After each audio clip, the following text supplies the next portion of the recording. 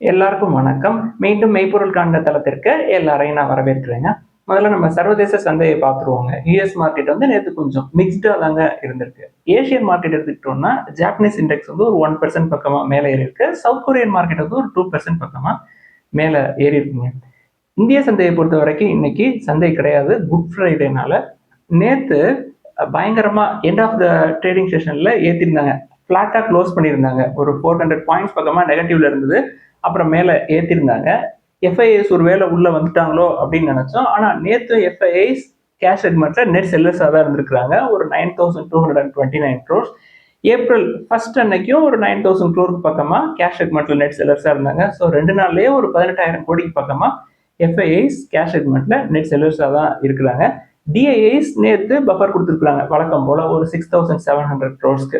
சர்வதேச செய்திகள் அப்படின்னு எடுத்துக்கிட்டோம்னா ஈரான் மேல மறுபடியும் நாங்கள் தாக்குதல் தொடருவோம், பிரிட்ஜஸ் தென் எலக்ட்ரிசிட்டி சைட்ஸ்ல எல்லாம் நாங்கள் அட்டாக் பண்ணுவோம் அப்படின்னு கொடுத்துருக்காருங்க. நான் ரெக்கார்ட் பண்றதுக்கு கொஞ்சம் முன்னாடி செய்திகள் பார்த்தேன். அது போக மறுபடியும் டேரிஃபை கையில் எடுத்திருக்கிறாரு. அதாவது பிராண்டட் ட்ரக்ஸுக்கு 100% வரைக்கும் டேரிஃப் இருக்கும் அப்படின்னு சொல்லியிருக்கிறாரு. ஆக மொத்தம் வெஸ்ட் ஏஷியாவில் இருக்கக்கூடிய டென்ஷன் அப்படின்றது இப்போதைக்கு முடிகிற மாதிரி தெரியலைங்க. டாடா குழுமத்தினுடைய சேர்மன் சந்திரசேகரன் அவர்களும் என்ன சொல்லியிருக்கிறாங்க, 30 MDs அண்ட் சிஇஓஸ்க்கு இன்ஸ்ட்ரக்ஷன் கொடுத்துருக்காரு. அதாவது வெஸ்ட் ஏஷியாவில் இருக்கக்கூடிய கான்ஃபிளிக்ட் வந்து சப்ளை செயின் டிஸ்ட்ரப்ஷன் இருக்கலாம், அதுக்கு ஏற்ற மாதிரி நீங்க வந்து செயல்படணும் அப்படின்னு சொல்லி இன்ஸ்ட்ரக்ஷன் கொடுத்துருக்காரு. டஃபர் பிசினஸ் என்விரான்மெண்ட்டை ஃபேஸ் பண்றதுக்கு தயாரா இருங்க அப்படின்னு ஒரு முக்கியமான ஹிண்ட் கொடுத்துருக்காருங்க சந்திரசேகரன் அவர்கள். அடுத்து இன்னைக்கு டெவலப்மெண்ட்ஸ் அப்படின்னு எடுத்துக்கிட்டோம்னா ஃபர்ஸ்ட் மைக்ரோ ஃபினான்ஸ் செக்டர்ல இருக்கக்கூடிய டெலிக்வென்ஸ் வந்து ஒரு 2.8% குறைஞ்சிருக்குங்க. ஈக்குஃபேக்ஸ் ரிப்போர்ட் சொல்லியிருக்காங்க. போர்ட்ஃபோலியோ வந்து ஒரு 3.29 lakh crores இருக்கு. டிஸ்பர்ஸ்மெண்ட்டும் ஆப்வியஸாவே குறைஞ்சிருக்குங்க. டிஸ்பர்ஸ்மெண்ட் வந்து 14% குறைஞ்சிருக்கு அப்படின்னு சொல்றாங்க ஈக்குஃபேக்ஸ் ரிப்போர்ட். அதாவது ஸ்லோவா ரெக்கவரி ஆகுது அப்படின்னு நம்ம பல தடவை சொல்லிக்கிட்டே இருக்கோம். பொறுமையா இருந்தோம் அப்படின்னா அந்த செக்டார் வந்து நல்ல மார்ஜின்ஸ் கிடைக்கக்கூடிய செக்டாருங்க. ஸோ லாங் டேர்ம்ல நம்மளுக்கு நல்ல பெனிஃபிட் கிடைக்கும் மைக்ரோ ஃபைனான்ஸ் செக்டாரை பொறுத்த வரைக்கும்.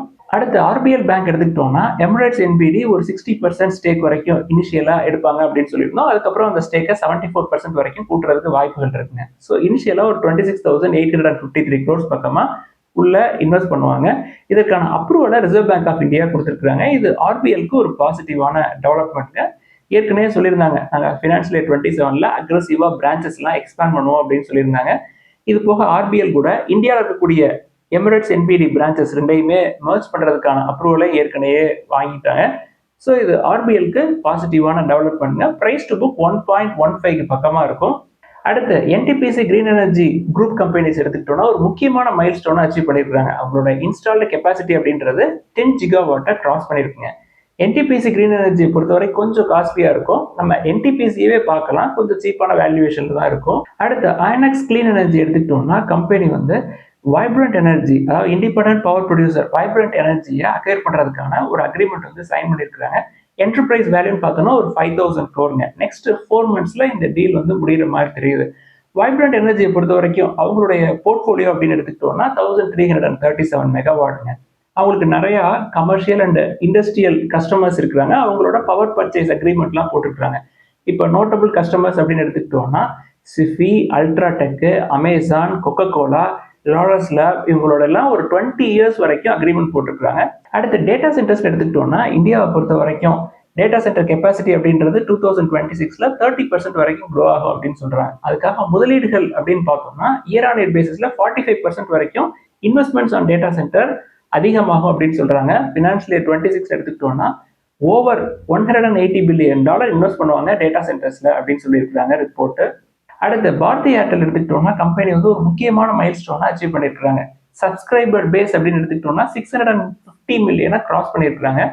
அவங்களுடைய ஏரியா ஆஃப் சர்வீஸ் அப்படின்னு எடுத்துக்கிட்டோம்னா ஆப்பிரிக்கா அண்ட் இந்தியாங்க. Globally Bharti Airtel second largest பிளேயருங்க. வேல்யூவேஷன்ஸ் எடுத்துக்கிட்டோம்னா 30 times earnings கொஞ்சம் உள்ளதா இருக்கும். பட் டெட் டு ஈக்விட்டி ரொம்ப அதிகமா இருக்குங்க, 1.77. அடுத்து சேல் நிறுவனம் எடுத்துக்கிட்டோம்னா ஃபினான்ஷியல் இயர் 26 பொறுத்த வரைக்கும் அவங்களுடைய சேல்ஸ் அப்படின்றது 20.14 million டன்னா இருந்திருக்குங்க. இது ஃபினான்ஷியல் இயர் 25 கம்பேர் பண்றப்போ ஒரு 11.5% அதிகம். ஃபினான்ஷியல் இயர் 25ல ஒரு 18.07 million டன்னா இருந்திருக்குங்க அவங்களுடைய அவுட்புட். அதாவது ஃபினான்ஷியல் இயர் 26ல சேலை பொறுத்த வரைக்கும் பெஸ்ட் எவர் க்ரூட் ஸ்டீல் அவுட்புட்ங்க, 19.43 million டன் அவுட்புட் இருந்திருக்கு. வேல்யூவேஷன்ஸ் எடுத்துக்கிட்டோம்னா ஒரு 23 times earnings தான் இருக்கும். 1.2 times தான் பிரைஸ் டு புக்கு. அடுத்து என்எம்டிசி எடுத்துக்கிட்டோம்னா அவங்களுடைய கோர் பிஸ்னஸ் மைனிங், அதாவது அயன் ஓர் மைனிங் எடுத்துக்கிட்டோம்னா 53 மில்லியன் டன்ங்க ஃபினான்ஷியல் இயர் 26ல. என்எம்டிசி தான் வந்து ஃபர்ஸ்ட் இன் இந்தியன் ஹிஸ்டரிங்க, அதாவது 50 மில்லியன் டன் கெப்பாசிட்டியை ப்ரொடக்ஷன் கெப்பாசிட்டியை கிராஸ் பண்ணியிருக்கிறாங்க. இது வந்து என்எம்டிசிக்கு ஒரு பாசிட்டிவான டெவலப்மெண்ட். அடுத்து ஃபோர்ஸ் மோட்டார்ஸ் எடுத்துக்கிட்டோம்னா ஃபினான்ஷியல் இயர் 26 பொறுத்த வரைக்கும் டொமஸ்டிக் சேல்ஸ் ஒரு 20% ஏறி இருக்குங்க இயர் ஆன் இயர் பேசிஸ்ல. அதாவது 36,536 யூனிட்ஸ் டிஸ்பேச் பண்ணியிருக்காங்க. ஃபினான்ஷியல் இயர் 25ல இது 30,531 யூனிட்ஸா இருந்திருக்குங்க. தென் மார்ச் மட்டும் எடுத்துக்கிட்டோம்னா அவங்களுடைய சேல்ஸ் வந்து 14% ஏறி இருக்கு இயர் ஆன் இயர் பேசிஸ்ல. அடுத்து ஜேஎல்ஆர் எடுத்துக்கிட்டோம்னா அவங்களுடைய ஃபோர்த் குவார்டர் சேல்ஸ் வந்து ஒரு 61% ஏறி இருக்குங்க. இது வந்து மந்த் ஆன் மந்த் பேசிஸ்ல, அதாவது September October December quarter compare பண்றப்ப ஜனவரி பிப்ரவரி மார்ச் 2026 வந்து நல்லா பெர்ஃபார்ம் பண்ணிருக்கு. பட் இயர் ஆன் இயர் பேசிஸ்ல பார்த்தோம் அப்படின்னா ஒரு 14.5% டவுனுங்க. என்ன காரணம் அப்படின்னா Q3 பொறுத்த வரைக்கும் சைபர் அட்டாக் இருந்தது, ட்ரம்ப் அவர்களுடைய டாரிஃப், தென் முக்கியமான ஒரு சப்ளையர் அந்த இடத்துல ஒரு ஃபயர் ஆக்சிடென்ட், இதெல்லாம் வந்து Q3ல அவங்களுடைய நம்பர்ஸ் ரொம்ப கம்மியா போனதுக்கு ஒரு முக்கியமான காரணம்.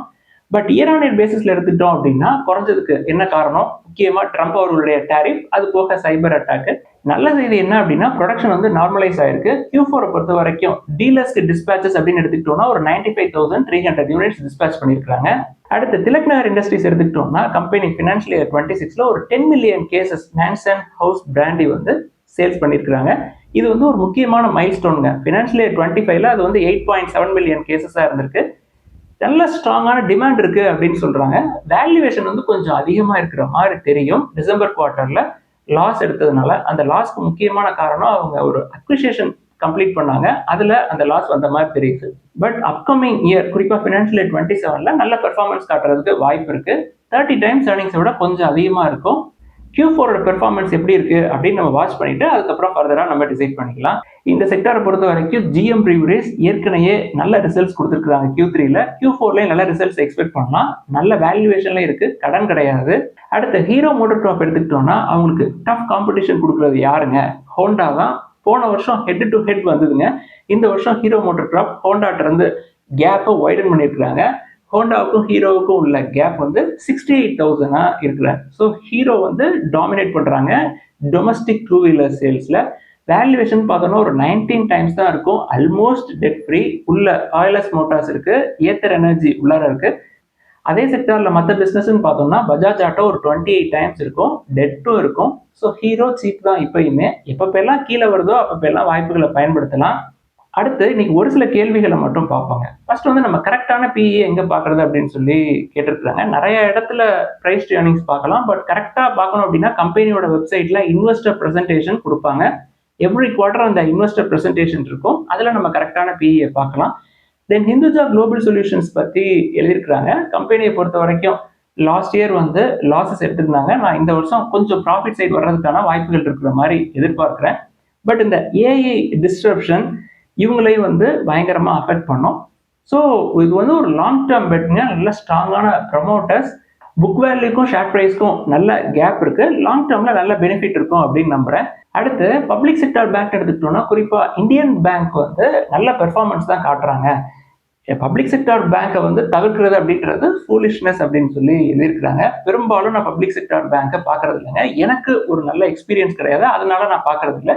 இந்தியன் பேங்கை பொறுத்த வரைக்கும் மற்ற பப்ளிக் செக்டர் கம்பேர் பண்றப்ப சர்வீஸா இருக்கட்டும் இல்ல பெர்ஃபார்மன்ஸா இருக்கட்டும் நல்லா இருக்குங்க. இதை நான் தொடர்ந்து வாட்ச் பண்ணிக்கிட்டே தான் இருக்கேன். பட் வேல்யூவேஷன் கொஞ்சம் காஸ்ட்லி. அடுத்து கல்ஃப் ஆயில் அண்ட் லூப்ரிகன்ஸ் பத்தி கேட்டிருக்கிறாங்க. வேல்யூவேஷன் நல்லா இருக்குங்க. பட் என்னுடைய பர்சனல் வியூவை நான் சொல்லிடுறேன். அதை விட கொஞ்சம் பெரிய பிசினஸ், மிட் சைஸ் பிசினஸ் ஆன கேஸ்டால பார்க்கலாம். கேஸ்டால் நல்ல வேல்யூவேஷன்ல இருக்கு, பெரிய பிளேயரும் கூட. அடுத்து Karnataka bank, Tamil Nadu Mercantile bank, South Indian bank வந்து ஏற்கனவே என்னுடைய போர்ட்போலியோல கிரீனா இருக்கு. 20% வரைக்கும் ப்ராஃபிட் இருக்கு. பட் இப்பயுமே கன்சிடரபிள் ரேஞ்சில் இருக்கா அப்படின்னு சொல்லி கேட்டிருக்காங்க. எஸ், கர்நாடகா பேங்க், சவுத் இந்தியன் பேங்க் ரெண்டுமே புக் வேல்யூக்கு கீழே தான் இருக்கு. தமிழ்நாடு மெர்கன்டைல் பேங்க் புக் வேல்யூவோட கொஞ்சம் மேலே போயிருக்குங்க. புக் வேல்யூ வந்து 600 நினைக்கிற தமிழ்நாடு மெர்கன்டைல் பேங்க். Q4 முடிவில் அது கொஞ்சம் கூடி இருக்குங்க. 620, 25 அந்த ரேஞ்சுக்கு வந்திருக்கும். இன்வெஸ்டர்ஸ் எல்லாத்துக்குமே அவங்க மெயில் அனுப்புவாங்க Q4 பெர்ஃபார்மன்ஸ், அதுல புக் வேல்யூ இருக்கும். நான் வந்ததுக்கு அப்புறம் வாட்ஸ்அப் குரூப்ல அந்த ஸ்கிரீன்ஷாட்டை போடுறேன். வேல்யூவேஷன் நல்லா இருக்கு. எப்பப்பெல்லாம் விழுதோ, இப்போ எடுத்துக்காட்டு சவுத் இந்தியன் பேங்க் வந்து ஒரு 2-3 நாளைக்கு முன்னாடி 8% வரைக்கும் கீழே இறங்கி இருந்துச்சு. அந்த மாதிரி வாய்ப்புகளை பயன்படுத்திக்கலாம். அடுத்து பஜாஜ் ஹவுசிங் ஃபைனான்ஸ் பத்தி எழுதியிருக்கிறாங்க. இந்த ரேஞ்சில் நீங்க பாப்பீங்களா அப்படின்னு சொல்லி நான் ஏற்கனவே சொல்லியிருக்கேங்க. புக் வேல்யூ வந்து 26ங்க. நான் பிரைஸ் டு புக் வந்து 2 வரைக்கும் வந்துச்சு அப்படின்னா நான் பார்ப்பேன். அதாவது 50ஸ்ல வந்துச்சு அப்படின்னா நான் பார்ப்பேன். 70s அப்படின்றது அவங்களுடைய அப்பர் பிரைஸ் பேண்ட்ங்க ஐபிஓல. அதுக்கு கீழே வருமா அப்படின்ற சந்தேகம் தான். எனக்கு வேணும் அப்படின்னா நான் 50ஸ்ல தான் பார்ப்பேன். வரலைன்னா அதை பத்தி ஒரி பண்ண மாட்டேன். அடுத்து சவுத் இந்தியன் பேங்க்ல அக்கௌண்ட் ஓபன் பண்ணலாமா, சர்வீசஸ் நல்லா இருக்குமா அப்படின்னு சொல்லி எழுதியிருக்காங்க. நாங்க பட்டுக்கோட்டை பிரான்ச்ல மேம்க்கு ஓபன் பண்ணோங்க ஃபர்ஸ்ட் டைம். அதுக்கப்புறம் அவங்க ஐசிஐசிஐ குரூப் எம்ப்ளாயி ஆயிட்டாங்க. ஆனாலும் அவங்களுக்கு சவுத் இந்தியன் பேங்கோட சர்வீசஸ் சாட்டிஸ்ஃபைடா இருக்கு. அதனால அந்த அக்கௌண்ட்டை கண்டினியூ பண்றாங்க. அடுத்து ஆர்இசி பிஎஃப்சி நல்லா ரேலி ஆயிருக்கு சார். வெளியில வந்துட்டு வேற ஏதாவது லோயர் லெவல்ல இருக்கக்கூடிய பேங்கிங் ஸ்டாக்கை பார்க்கலாமா அப்படின்னு சொல்லி எழுதியிருக்காங்க. நண்பர் ஒருத்தர் ரிப்ளை பண்ணியிருந்தாருங்க, மெர்ஜர் வரைக்கும் வெயிட் பண்ணலாம் அப்படின்னு சொல்லிட்டு. ஸோ மெர்ஜ்டு என்டிட்டி வந்து ஒரு சினர்ஜிக்கு வழிவகுக்கும். அதாவது 1+1 greater than 2 அப்படின்னு சொல்லுவாங்க இல்லையா. So next phase of growth வந்து இந்த மெர்ஜர் வந்து என்ஷூர் பண்ணும் அப்படின்றதுல சந்தேகம் இல்லை. நீங்க லோயர் லெவல்ல பிடிச்சிருந்தீங்க அப்படின்னா நல்ல டிவிடெண்ட் ஈல்டு கிடைக்கும். சரி, நல்ல ப்ராஃபிட் பண்ணிட்டீங்க அப்படின்னா நீங்க போட்ட பணத்தை மட்டும் அப்படியே வெளில எடுத்துக்கலாம் அப்படின்றதாங்க பொதுவாக ஃபாலோ பண்ற ஸ்ட்ராட்டஜி. ஸோ போட்ட பணத்தை வெளில எடுத்து நீங்க வேற ஏதாவது லோயர் லெவல்ல இருக்கக்கூடிய புக் வேல்யூக்கு கீழே இருக்கக்கூடிய பேங்கிங் ஸ்டாக்கை பார்க்கணும்னு ஆசைப்படுறீங்கன்னா பார்க்கலாம். இதெல்லாம் தாங்க இந்த பதிவுல முக்கியமா டிஸ்கஸ் பண்ணணும்னு நினைச்சோம். முதலீடுகள்ல ஏதாவது சந்தேகங்கள், கேள்விகள் இருந்தா எல்லாத்தையும் எழுதுங்க. எல்லாருக்கும் நன்றி.